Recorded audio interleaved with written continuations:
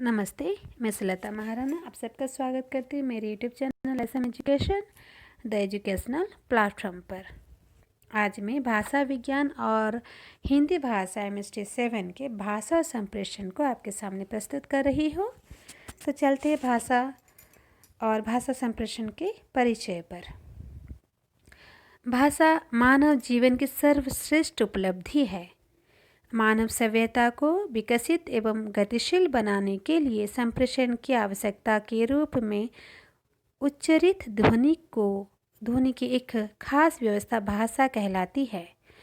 भाषा मूलतः एक संप्रेषण व्यवहार है तथा ध्वनित इकाइयों के माध्यम से मानव की भाव अभिव्यंजना का प्रधान साधन है।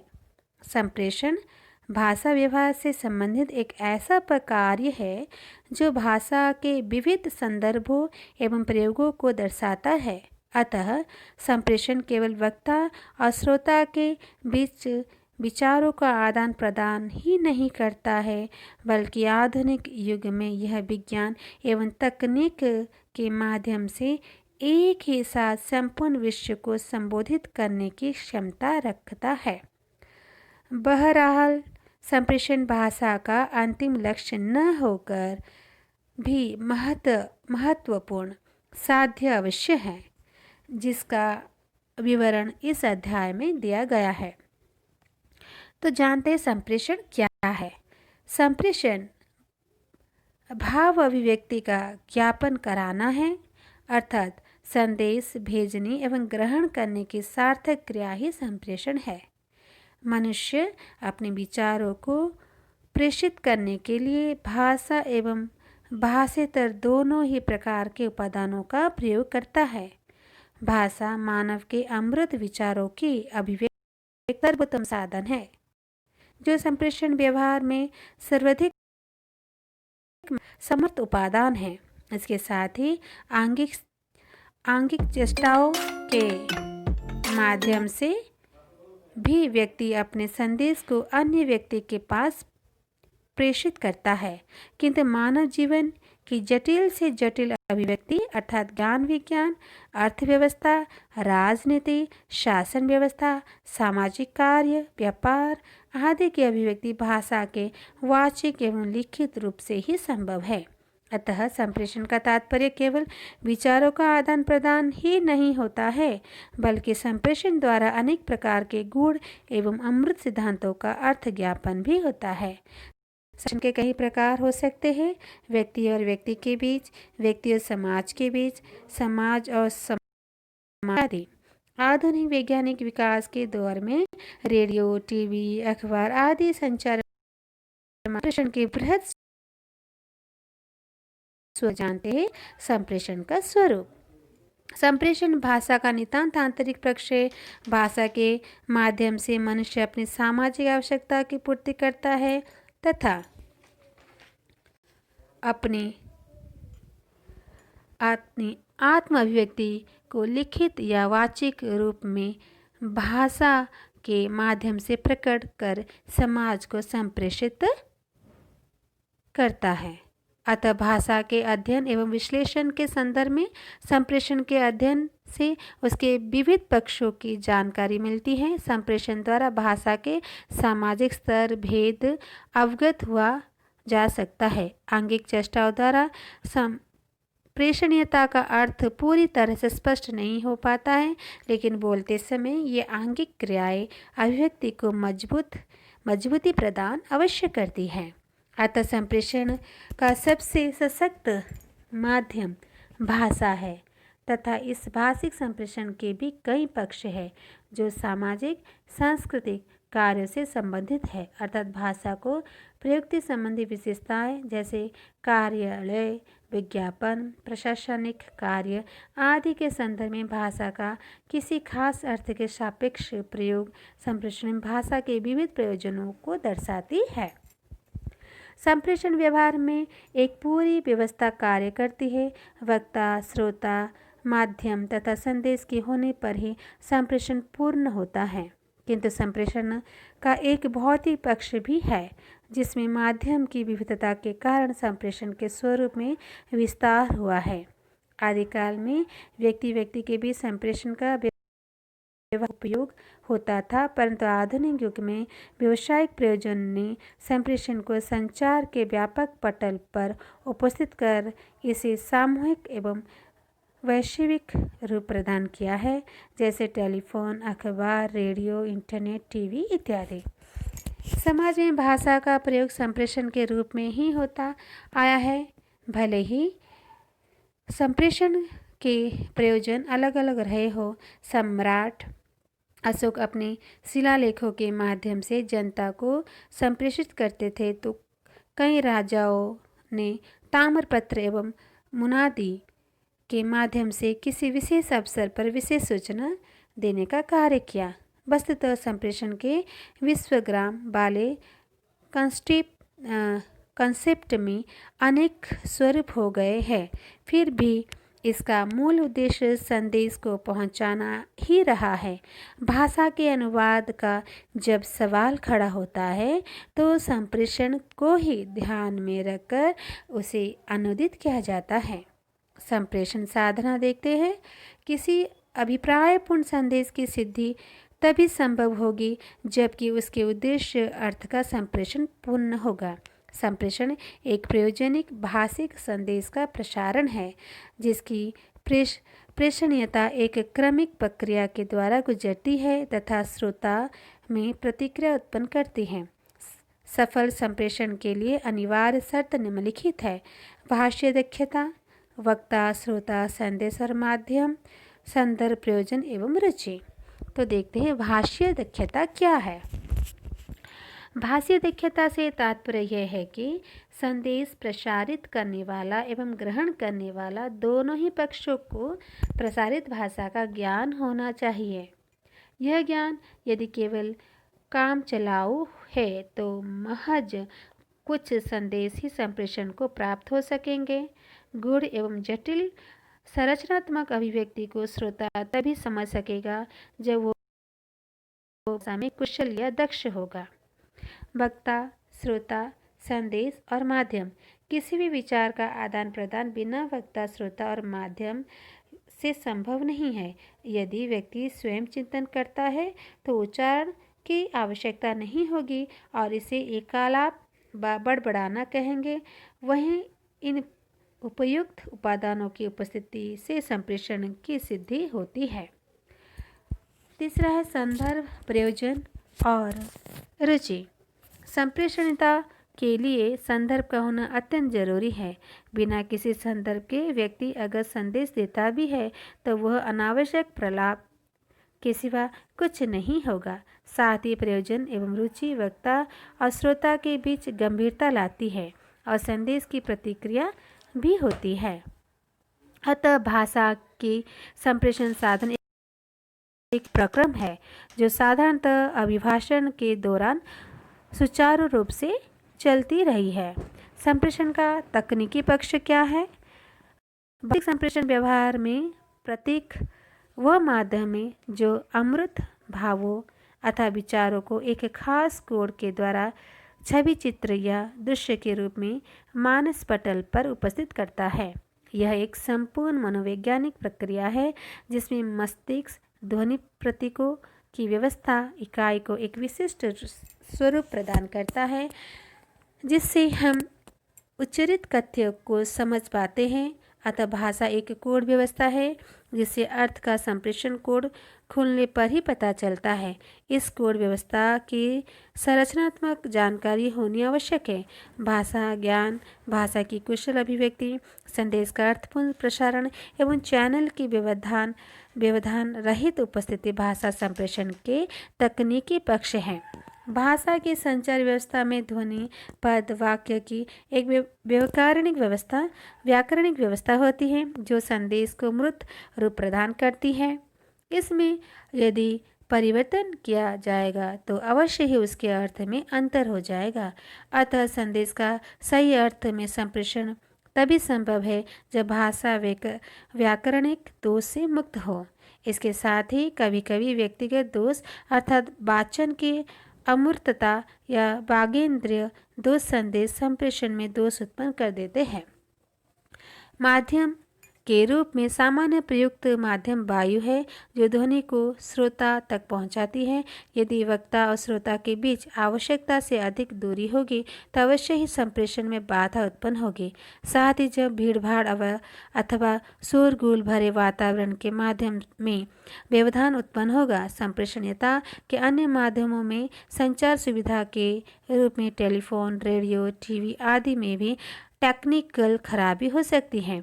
अतः संप्रेषण का तकनीकी पक्ष एक तो कोडबद्धता एवं डिकोडीकरण है जो व्यक्ति स्तर की तकनीक है, तो दूसरा इसके सामाजिक स्वरूप के संचार माध्यम में उपस्थित होता है जो कि विज्ञान एवं टेक्नोलॉजी का व्यवधान है। इस प्रकार संदेश की सही संप्रेषणीयता के लिए कोड व्यवधान के बावजूद अर्थ ग्रहण करने की क्षमता विकसित करने से श्रोता अनुमान के द्वारा सही अर्थ को ग्रहण कर सकता है। संप्रेषण का सामाजिक परिप्रेक्ष्य। भाषा सामाजिक होती है। भाषा का अर्जन समाज से होता है और उसका विकास भी समाज के संदर्भ में ही होता है। भाषा की अर्थवत्ता सामाजिक संदर्भ से ही है। भाषा संप्रेषण का साधन है। संप्रेषण की क्रिया समाज के अंदर ही संभव होती है। निरर्थक शब्द या भाषा या एकालाप की कोई सार्थकता नहीं होती।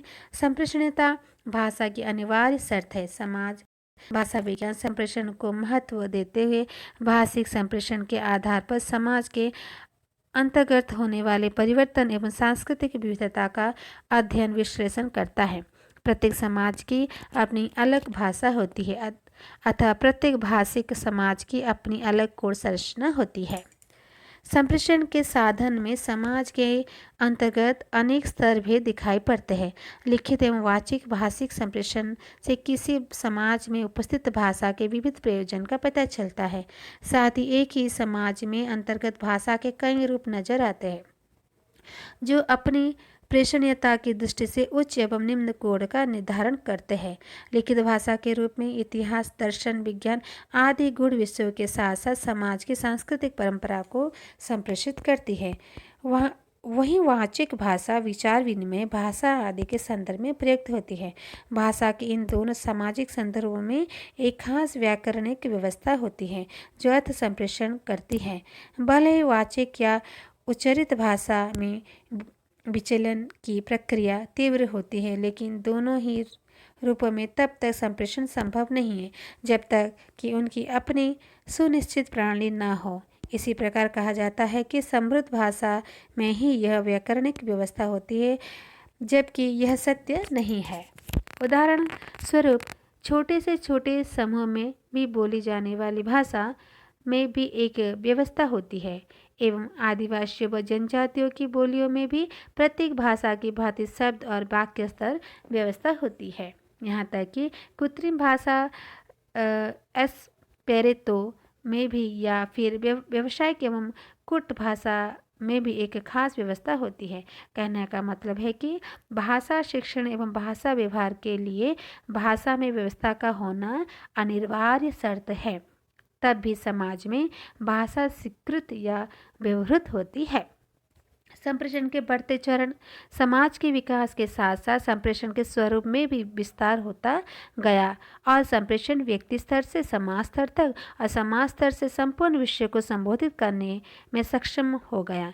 संप्रेषण के वैश्विक विस्तार को सफल बनाने में माध्यम की महत्वपूर्ण भूमिका रही है जो संचार के नाम से जाना जाता है। विज्ञान एवं प्रौद्योगिकी के विकास ने संप्रेषण में क्रांति ला दिया है, जिसने सूचना एवं संचार के आधुनिक उपकरणों के माध्यम से संप्रेषण में व्यापक अभिवृद्धि एवं विशाल जनसमूह को एकजुट करने में सफलता पाई है। इसी की देन है सूचना समाज, संचार, दूरसंचार, जनसंचार इत्यादि। सूचना समाज एक आधुनिक सामाजिक विकास का चरण है। संचार माध्यम में हुए आमूलचूल परिवर्तन से संप्रेषण के क्षेत्र में व्यापक विस्तार हुआ और प्रत्येक व्यक्ति इस ग्लोबलाइजेशन की धारा में सम्मिलित हो गया।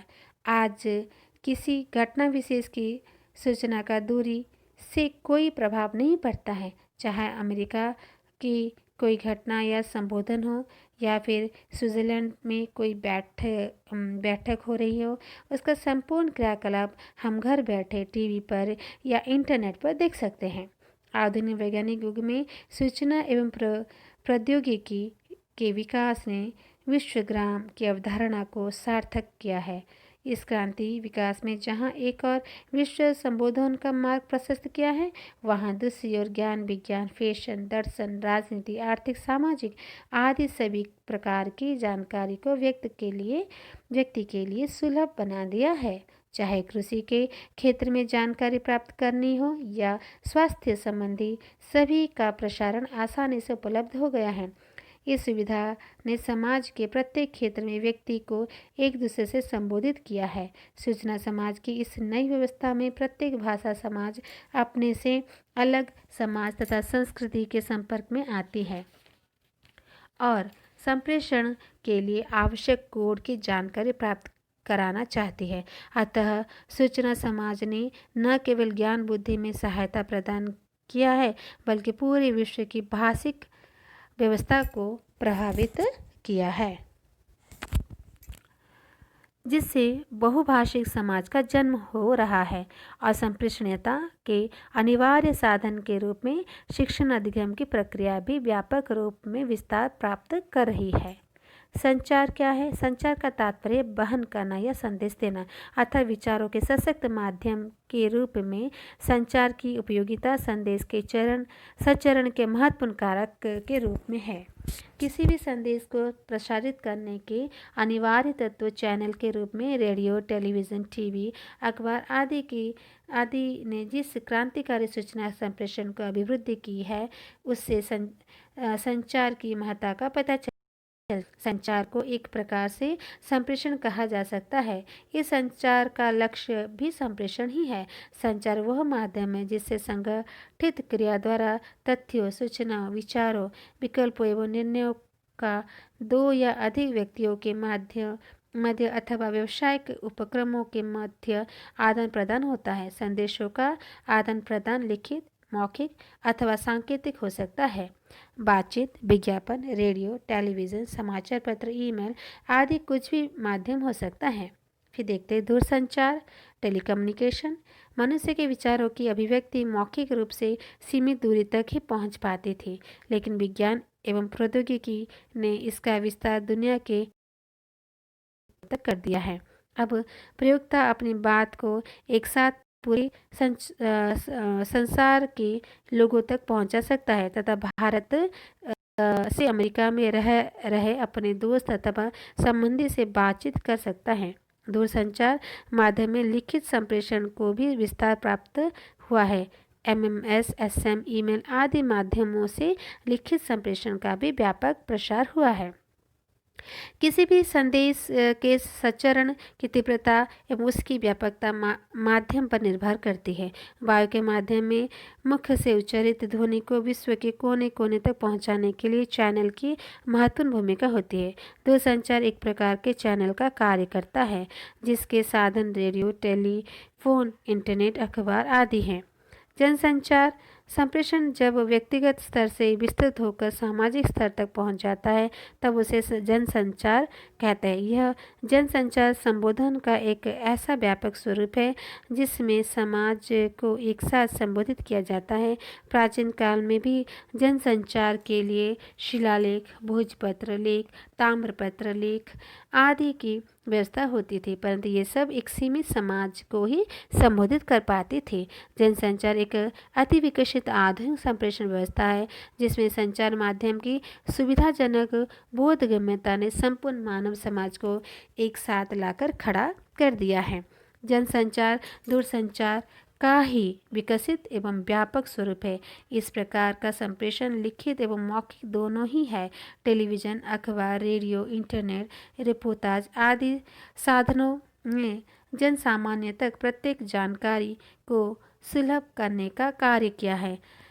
पिछले 2 दशकों में प्रौद्योगिकी में हुए विकास के परिणामस्वरूप सूचना एवं प्रसारण के क्षेत्र में क्रांतिकारी परिवर्तन हो रहे हैं। इस प्रक्रिया में सैटेलाइट का विशेष महत्व है, जिससे पूरे विश्व को एक मंच पर ला खड़ा किया है। भारत में जनसंचार के माध्यम के रूप में Prasar Bharati, Akashvani, Doordarshan, DD Metro, DD India, Gyan Darshan आदि जानकारी प्रयास है। तो प्रेस एवं print media, United News of India का लिखित प्रयास है। संप्रेषण और संचार में अंतर संबंध।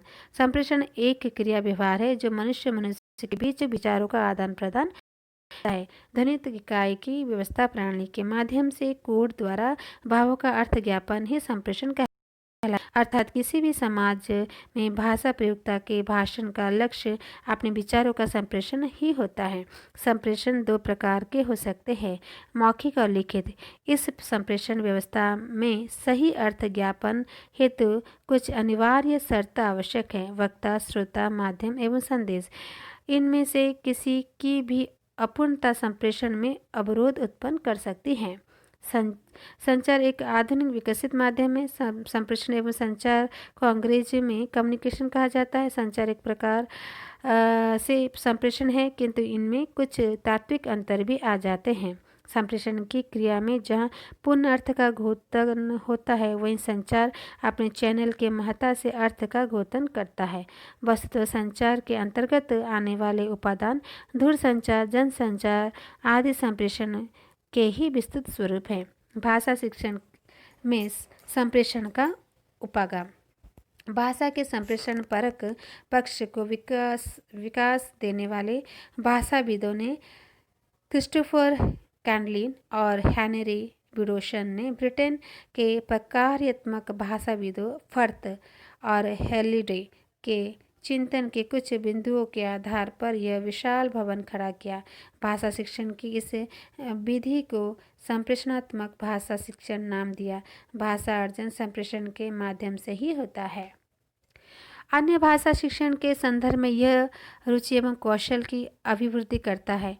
किसी भी शिक्षार्थी के लिए शिक्षण का लक्ष्य संप्रेषण ही होता है, और यदि उसे संप्रेषण के माध्यम से शिक्षण दिए जाए तो अर्थ का ज्ञान पूरी तल्लीनता के साथ अर्जित किया जाता है। भाषा त्रुटि और सुधार पद्धति द्वारा ही सीखी जाती है। इसी तरह वह व्यक्ति द्वारा सर्जनात्मक भी बनाई जाती है या सृजित की जाती है। अतः अध्यापक द्वारा यह सुनिश्चित करना कि भाषा शिक्षार्थी को विभिन्न स्थानों पर भाषा संप्रेषण हेतु प्रयोग कराया जाए, संप्रेषण परक भाषा शिक्षण के महत्व को रेखांकित करता है। इस प्रकार के शिक्षण से शिक्षार्थी को लक्ष्य भाषा की शैलियों, मुहावरों आदि का ज्ञान होता है, जो अर्थ संप्रेषण के लिए अत्यंत आवश्यक है। तो इस तरह से हमने पाठों को यहाँ पर भाषा और संप्रेषण को समाप्त किया है। सब बार बार पढ़िए, सुनिए, क्योंकि जो भी प्रश्न होता है इसी को लेकर ही आएगा।